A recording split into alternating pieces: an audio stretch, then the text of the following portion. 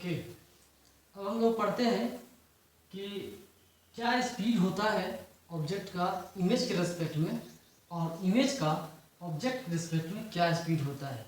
Okay, तो first of all ये समझ लेते हैं, हमें प्लेन मिरर्स के बारे में पता है। जितना मान लो ये प्लेन मिरर है अपना, ये क्या है प्लेन मिरर, इससे जितने दूरी पे सामने ऑब्जेक्ट खड़ा रहता है उतने ही पीछे इमेज उसकी बनती है। ये हम सब जानते हैं जनरली। एक बार रिफ्लेक्शन होने के बाद इसके इमेज का डिस्टेंस मिरर से उतना ही होता है जितना ऑब्जेक्ट का डिस्टेंस मिरर से सामने होता है। ओके, इतना सारा चीज हम लोग जानते हैं। तो यहाँ हम लिख सकते हैं डिस्प्लेसमेंट ऑफ या distance of object is equal to distance of image. लेकिन डिस्प्लेसमेंट की बात करें तो मान लो इसका डिस्प्लेसमेंट निगेटिव आएगा तो इसका डिस्प्लेसमेंट क्या होगा, पॉजिटिव आएगा। अगर हमने इसको पॉजिटिव एक्स एक्सिस बना दिया और इसको निगेटिव एक्स एक्सिस बना दिया तो ओके, तो इस बात को समझेंगे। लेकिन पहले जो हम लोग समझते हैं वो क्या है कि मिरर को हमने रेस्ट पे रखा है। मिरर को हमने क्या रखा है, रेस्ट पर। तो सबसे पहली चीज हम ये सोचेंगे कि जो हम पोजीशन ऑफ ऑब्जेक्ट निकाल रहे हैं किसके रेस्पेक्ट में निकाल रहे हैं, किसके रेस्पेक्ट में निकाल रहे हैं। तो जितने सारे डिस्टेंस मेजरमेंट होती है वो मिरर के रेस्पेक्ट में होता है। ओके, तो यहां हम लिख सकते हैं डिस्टेंस ऑफ या position of object with respect to mirror. ये लिख सकते हैं ना, क्या आएगा, displacement of object with respect to ground minus displacement of mirror या position vector of mirror with respect to ground. ये लिख सकते हैं, कोई दिक्कत नहीं है। विथ रेस्पेक्ट टू होता है तो इसके रेस्पेक्ट में पोजीशन वेक्टर निकाली जाती है। ओके, अगर हमने इमेज के बारे में निकालना है तो position vector of image with respect to mirror निकालेंगे।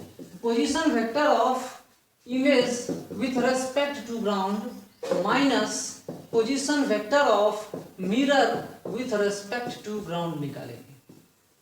देख लीजिए, विथ रेस्पेक्ट टू होता है, विथ रेस्पेक्ट टू होता है, इस चीज को आप लोग समझिए। विथ रेस्पेक्ट टू होता है तो अगर हमने अभी रेस्ट पे माना, अगर हमने रेस्ट पे माना या नहीं तो इसको हमने ऑरिजिन बना दिया। अगर ये ऑरिजिन हो गया तो क्या होगा, position vector of mirror with respect to ground क्या होगा, जीरो। सिंपल केस, पहले हम लोग सिंपल केस समझेंगे। पहला केस में ये समझेंगे if mirror at rest, mirror क्या है, रेस्ट पर है। Mirror at rest at origin, origin पे मिरर क्या है, रेस्ट पर है। तो अगर ऑरिजिन पे मिरर क्या है, रेस्ट पर है, तो position vector of object with respect to mirror क्या होगा, तो वो आएगा क्या, ये तो पार्ट जीरो आ जाएगा। तो क्या लिखेंगे, this will be equal to this, ये पार्ट आ जाएगा जीरो। लिखेंगे position vector of object with respect to mirror that will be equal to position vector of object with respect to ground. Same चीज आएगा, कोई दिक्कत नहीं है। लेकिन प्लेन मिरर में जो इमेज फॉर्मेशन आता है तो ये वाला पार्ट भी जीरो, ये वाला पार्ट भी जीरो। तो प्लेन मिरर में जो इमेज फॉर्मेशन आता है उसके बारे में क्या जानते हैं, distance of object from the mirror is same as the distance of image from the mirror. Same आता है, सिर्फ मैग्नीट्यूड सेम आती है, डिस्प्लेसमेंट सेम नहीं आता है।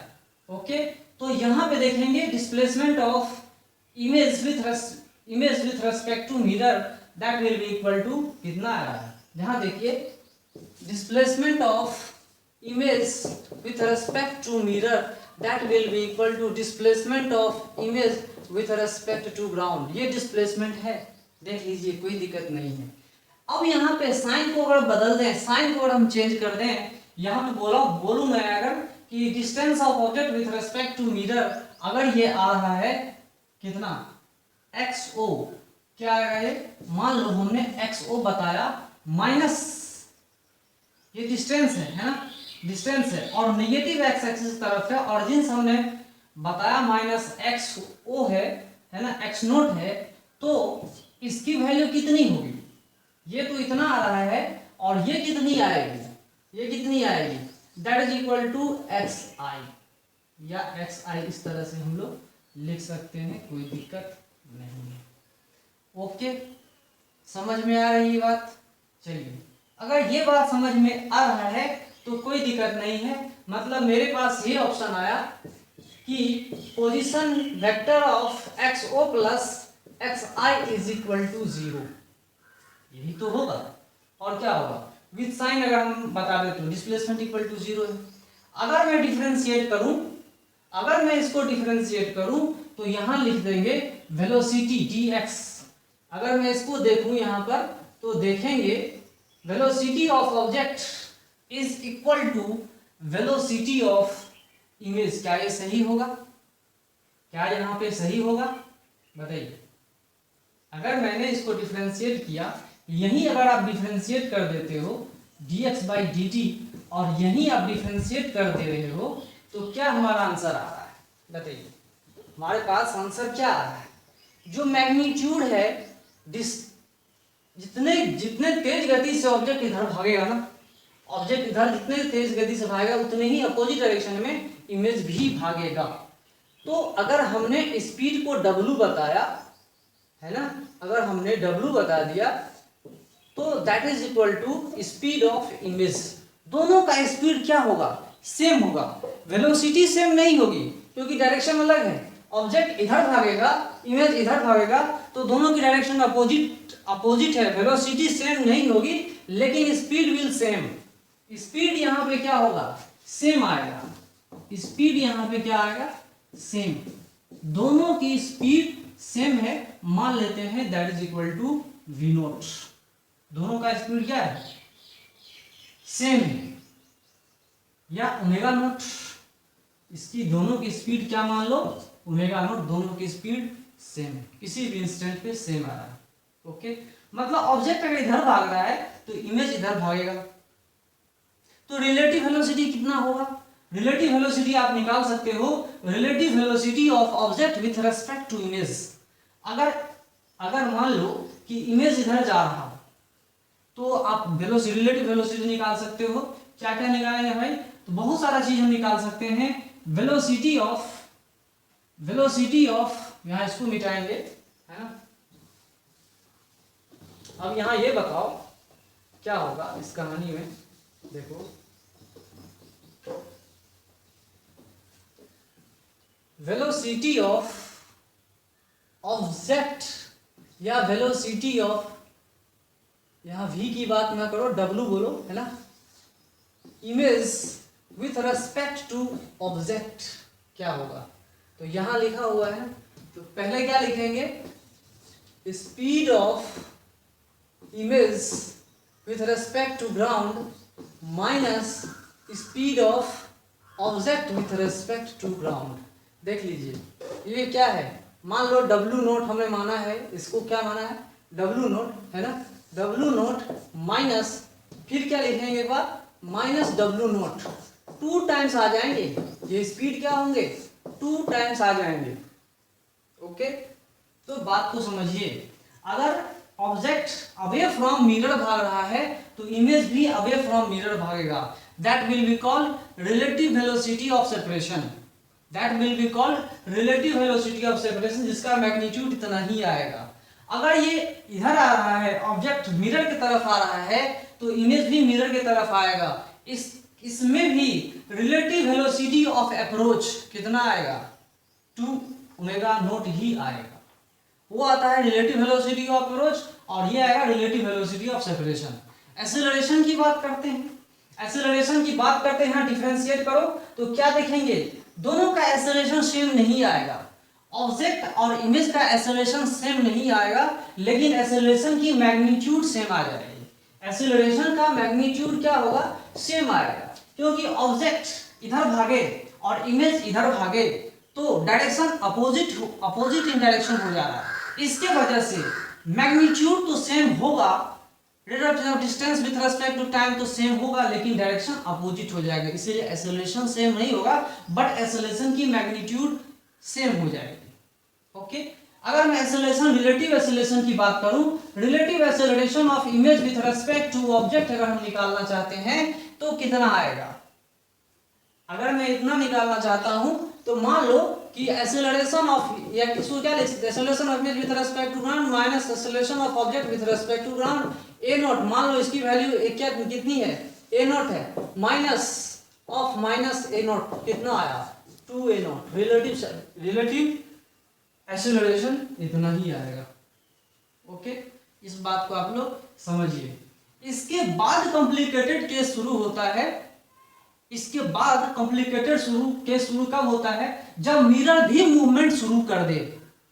जब मिरर भी मूवमेंट शुरू कर दे, मिरर भी मूवमेंट करना शुरू करेगा तो कहानी अलग हो जाएगी। तो जो हमने पिछले वाला फॉर्मूला बताया था उस कहानी से आप कैलकुलेट कर सकते हो, कोई दिक्कत नहीं है। जो मैंने बताया था वो आप समझ सकते थे। क्या मैंने बताया था, क्या बताया था कि position vector of object with respect to mirror, इसका मतलब क्या हुआ, position vector of object with respect to ground minus position vector of mirror with respect to ground.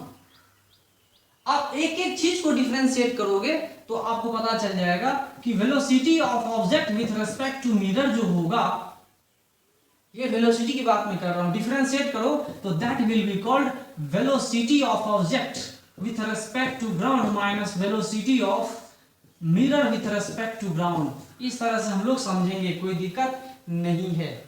यही बात है। दूसरा चीज आप क्या समझते, इसी सिमिलरली हम क्या कर देंगे, इमेज का भी फाइंड कर सकते हैं। इमेज का फाइंड करने के बाद रिलेटिव वेलोसिटी को आप आराम से फाइंड कर सकते हैं। अगर मान लो कि मिरर भी मूव कर रहा हो, ऑब्जेक्ट इधर मूव कर रहा हो, मिरर इधर मूव करे, तो ये दोनों क्या होंगे, ऐड हो जाएंगे। याद रखिएगा इस चीज को। मान लो ऑब्जेक्ट 10 मीटर पर सेकेंड, ऑब्जेक्ट 10 मीटर पर सेकेंड की स्पीड से मिरर की तरफ आ रहा हो और मिरर भी इधर 5 मीटर पर सेकेंड की स्पीड से आ रहा हो, तो अब बताओ ऑब्जेक्ट का मिरर के रेस्पेक्ट में कितनी स्पीड होगी, 10 और 5 15 हो जाएंगे स्पीड। तो ये आप निकाल लेना। फिर एक्सेलरेशन भी इसी तरह से आप डिफरेंशिएट करोगे इसको तो एक्सेलरेशन ही फाइंड हो जाएगा। बात को समझो। अगर मान लो ऑब्जेक्ट मिरर के तरफ 5 मीटर पर सेकेंड की स्पीड से आ रहा हो और ये मिरर 25 मीटर पर सेकेंड की स्पीड से ऑब्जेक्ट की तरफ जा रहा हो, तो रिलेटिव वेलोसिटी ऑफ अप्रोच कितना होगा, या velocity of object with respect to mirror कितनी होगी, 5 और 25 कितना होगा, 30। अपोजिट डायरेक्शन मिल रहे हैं, है ना। तो रिलेटिव वेलोसिटी ऑफ अप्रोच 5 और 25 30 हो जाएंगे। उसके बाद केस सुनो। मान लो ऑब्जेक्ट इधर जा रहा है 10 मीटर पर सेकेंड की स्पीड से, ओके, और मिरर उसी डायरेक्शन में 5 मीटर पर सेकेंड की स्पीड से जा रहा हो। उस केस में बताओ कि ऑब्जेक्ट का मिरर के रेस्पेक्ट में क्या स्पीड होगा। तो ऑब्जेक्ट जा रहा है विथ रेस्पेक्ट टू ग्राउंड कितने स्पीड से, 10 मीटर पर सेकेंड से, और मिरर जा रहा है 5 मीटर पर सेकेंड से। तो माइनस कर देंगे ना, 10 - 5 = 5। तो ऑब्जेक्ट का मिरर के रेस्पेक्ट में कितना स्पीड हुआ, 5 मीटर पर सेकेंड। ओके, वो आप कैलकुलेट कर लेना। लाइक दैट हमने ये भी बताया था कि पोजीशन ऑफ, ओके, बात समझ में आ रही होगी, ये बात आप कैलकुलेट कर लेंगे। सिमिलरली आप ये भी निकाल सकते हो displacement of image with respect to mirror, और ये निकाल सकते हैं जहां जहां ओ है वहां वहां आई डाल देंगे, बाकी सब सेम हो जाएंगे, है ना। ये देख लीजिए, इस केस में भी आप देख सकते हैं, कोई दिक्कत नहीं है। बस साइन समझना है कि ऑब्जेक्ट अगर इधर जा रहा होगा तो ये इधर जाएगी, अपोजिट इन डायरेक्शन हो जाएगा। बस ये चीज समझना है, और रिलेटिव वेलोसिटी का कॉन्सेप्ट कुछ भी नहीं है। अगर मान लो ऑब्जेक्ट की कहानी हो गई इतनी, तो इमेज का जो ये वाला पार्ट है इसको आप लोग ध्यान से समझिएगा। जो मैंने यहां पे लिखा है, बताया है, क्या बताया कि speed of object with respect to mirror, velocity जो है दोनों की वो क्या होगी, just opposite of velocity of image with respect to mirror. ये अपोजिट इन ईच अदर होंगे, क्योंकि डिस्प्लेसमेंट अपोजिट इन डायरेक्शन हो रहा है। इधर ये इधर जा रहा है, ये इधर जा रहा है, डिस्प्लेसमेंट सेम है। डिफरेंशिएट करेंगे तो कुछ इस तरह से आएगा। ओके, तो इस तरह से हम लोग समझेंगे तो आप आराम से हर चीज को कैलकुलेट कर सकते हो। दो दो केसेस मैंने बताए हैं आपको कि जब मिरर रेस्ट पे रहता है तो कहानी काफी सिंपल हो जाती है। ये वाला पार्ट जीरो, ये वाला पार्ट जीरो, है ना, और काफी सिंपल वे में समझ सकते हैं। लेकिन अगर मिरर भी मूवमेंट करे तो प्रॉब्लम को हम कैसे सॉल्व करेंगे ये भी मैंने आपको बता दिया। एक्सेलरेशन भी क्या होगा ये बता दिया, रिलेटिव एक्सेलरेशन क्या होगी वो भी मैंने बता दिया। ओके, बात को समझिएगा। रिलेटिव वेलोसिटी की बात मैंने आपको बता दिया, कोई दिक्कत नहीं है। तो इससे भी आगे मैं आपको बताऊंगा। आगे देखिए, जो प्लेन मिरर में, ये जो प्लेन मिरर में इमेज बनता है, जो प्लेन मिरर में इमेज बनता है वो क्या सफर करता है? वो सफर करता है लेटरल इन्वर्जन। लेटरल इन्वर्जन, जैसे कि मैं यहाँ खड़ा हूं, है ना, तो मिरर में मेरा इमेज कैसा दिखेगा? मेरा लेफ्ट हैंड ही दिखेगा वो, है ना, राइट नहीं दिखेगा। लेकिन हाँ, मेरा ये लेफ्ट है तो इमेज का राइट हो जा रहा है। इमेज का क्या हो जा रहा है? राइट हो जा रहा है। मतलब ओवरऑल क्या हो रहा है? ऐसे घुमाया जा रहा है। ये भी सेम है, ये भी सेम है, बस लेफ्ट को राइट में, सॉरी फ्रंट को क्या कर रहा है? बैक में कन्वर्ट किया जा रहा है। तो यहां समझिए, image in plane mirror suffers lateral inversion. जो इमेज फॉर्मेशन हो रहा है प्लेन मिरर में वो क्या सफर करते हैं? लैटरल इन्वर्जन सफर करते हैं। Left turns into right. Left किस में टर्न करता है? राइट में। और राइट किस में टर्न कर जाएगा? लेफ्ट में। With respect to object, with respect to object. देखिए राइट साइड ऑब्जेक्ट का ये है राइट साइड। अगर मैंने यहां पर देखा ये ऑब्जेक्ट का राइट साइड है तो ये क्या बन जाएगा? ये यहां पर क्या बन जाएगा बताइए? ये राइट साइड है ना, और ये लेफ्ट हो जाएगा। ये ऑब्जेक्ट का इस तरह से टर्न हो जाता है, चेंज कर जाता है। तो एक्चुअली हो क्या रहा है इसमें? लेटरल इन्वर्जन में हो क्या रहा है? लेटरल इन्वर्जन में ये हो रहा है कि जो देखिए यहां पे मिरर एक्चुअली रिवर्स करता है forward and back. Forward and back को 3 डायमेंशनली घुमाता है। किधर घुमाता है? 3 डायमेंशनली। ऐसा नहीं कि मैं यहाँ खड़ा हूं तो ये सिर्फ लेफ्ट को राइट में चेंज कर देता है, ऐसा नहीं, 3 डायमेंशनली घुमाता है। 3 डायमेंशनली घुमाएगा। ओके, तो जब मिरर एक्चुअली रिवर्स करता है forward and back in 3 dimension, जिसके वजह से only x direction is reverse, जिसके वजह से सिर्फ एक्स डायरेक्शन रिवर्स होगा। जो पॉजिटिव एक्स डायरेक्शन है वो नेगेटिव एक्स एक्सिस में कन्वर्ट हो जाएगा। ये positive x axis negative axis में कन्वर्ट हो जाएगा और बाद बाकी जो रहेंगे वो क्या होंगे? सेम रहेंगे। मतलब लेफ्ट इनटू राइट। इसके वजह से क्या होता है? Left is turn into right. Left जो है राइट में टर्न हो जाता है। बात को समझिएगा।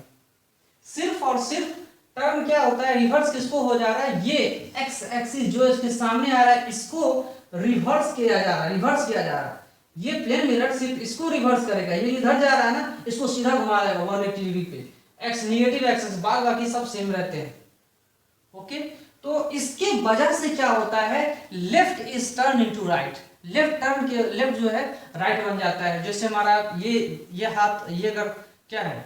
बायां है, मिरर इमेज का क्या होगा? दायां हो जाएगा। इसके वजह से left is turn into right and right is turn into left. Okay, तो एक्चुअली मिरर करता क्या है? मिरर का मेन काम क्या है? मिरर जो है राइट हैंड कोऑर्डिनेट सिस्टम को लेफ्ट हैंड कोऑर्डिनेट सिस्टम में चेंज करता है। मिरर का क्या काम है भाई? तो मिरर का काम है राइट हैंड कोऑर्डिनेट सिस्टम को लेफ्ट हैंड कोऑर्डिनेट सिस्टम में कन्वर्ट करता है, चेंज करता है। इतना बात समझ लीजिए। Okay,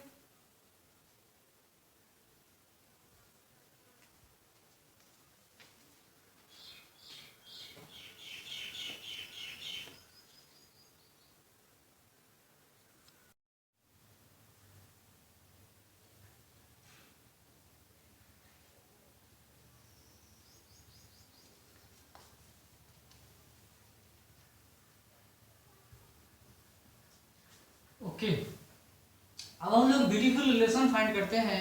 what is the relation between inclined angle, sorry angle of inclination, दो प्लेन मिरर है उनके बीच में एंगल कितना है?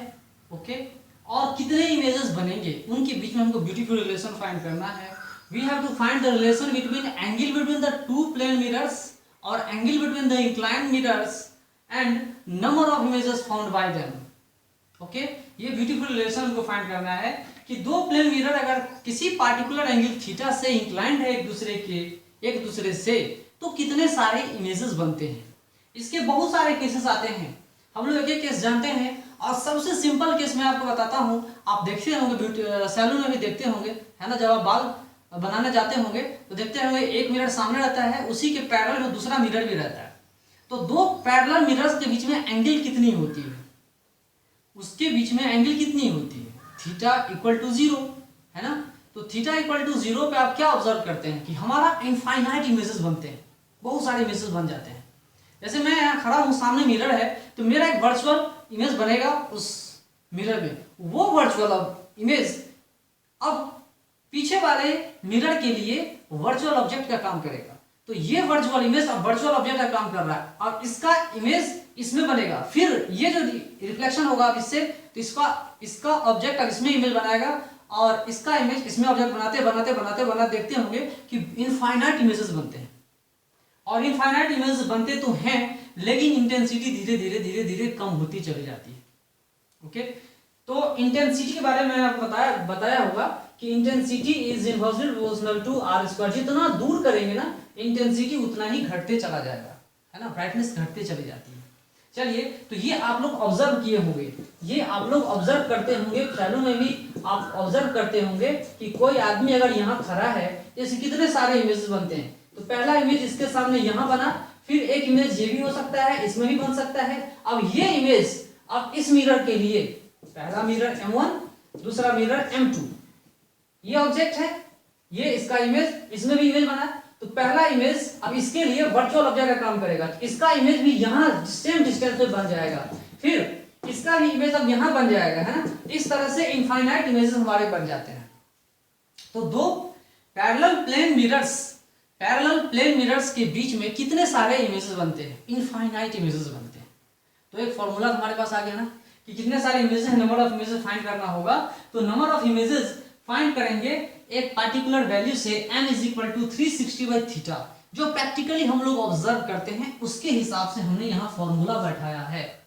अगर थीटा इक्वल टू 0 आ गया तो कितने इमेजेस बनेंगे, m की वैल्यू कितनी होगी, m की वैल्यू कितनी होगी, तो वो हो जाएगा इनफाइनाइट।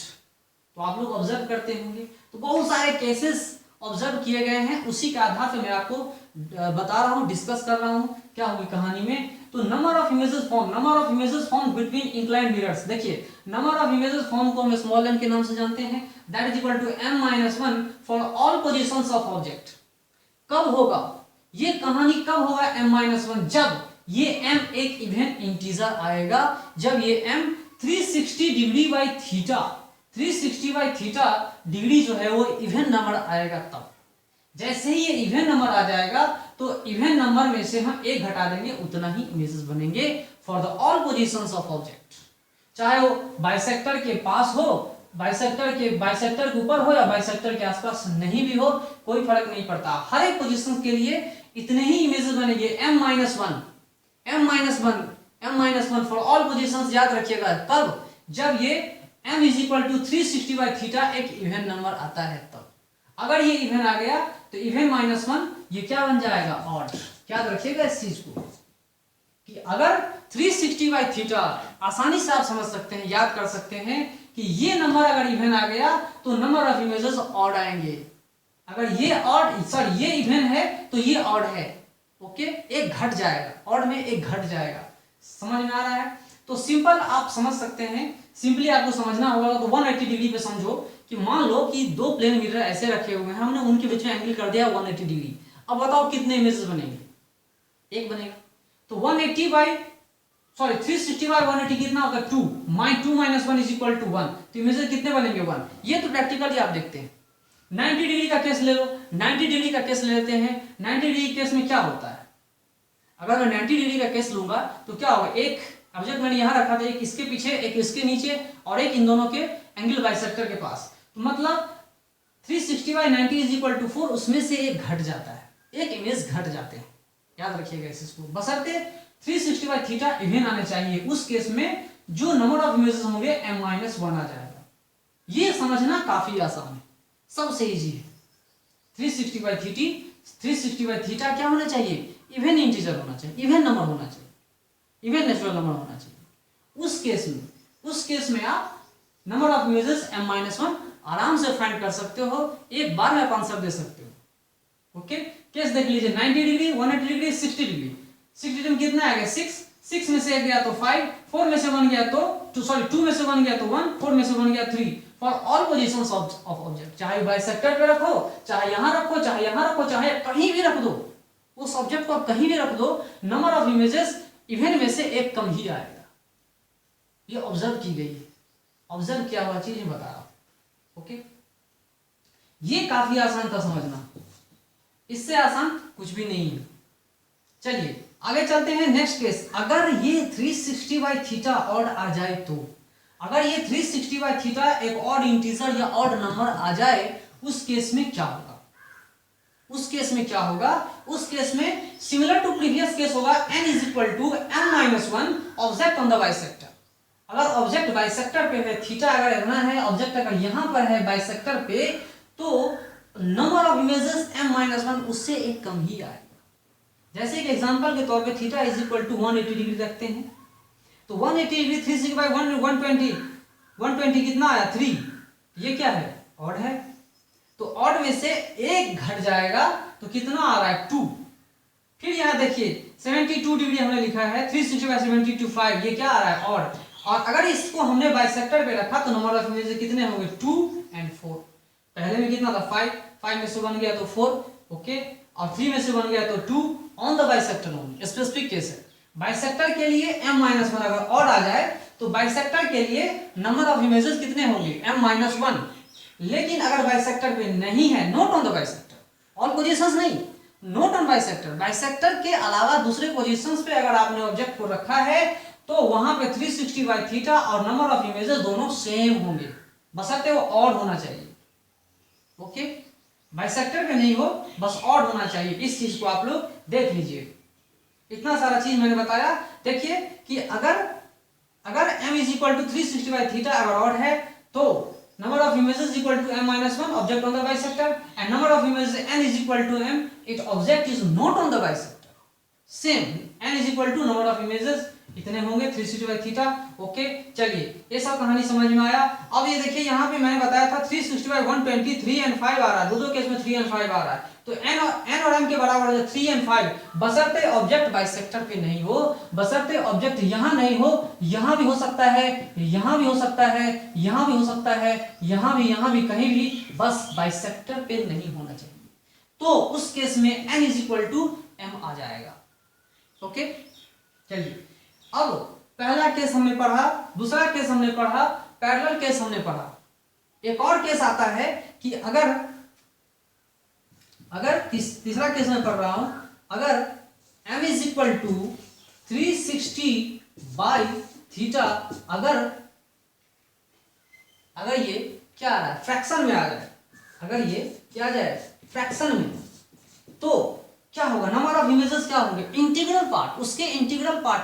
मान लो ये 360/थीटा किसी भी एंगल के लिए ये आ रहा है 4.9, ये आ रहा है 8.7, ये आ रहा है 9.2 एटसेट्रा, तो नंबर ऑफ इमेजेस कितने होंगे, तो उसका इंटीग्रल पार्ट यहाँ पे कितना आ रहा है 4, इंटीग्रल पार्ट कितना आ रहा है 4, 8.7 कितना आ रहा है इंटीग्रल पार्ट 8, 9.2 कितना आ रहा है 9, तो इतने सारे इमेजेस बनेंगे 4, 8, 9, इस तरह के इमेजेस बनेंगे। और इस तरह के इमेजेस बनना, इस प्रिंसिपल का यूज क्लेडोस्कोप में किया जाता है। एक बच्चों के लिए टॉय बनती है ना, खिलौना बनता है क्लेडोस्कोप, उसमें इसका ब्यूटीफुल पैटर्न को ऑब्जर्व किया जाता है, देखा जाता है, महसूस किया जाता है, इसी प्रिंसिपल पे वो बेस्ड है। ओके, प्रैक्टिकल एप्लीकेशन है इसका।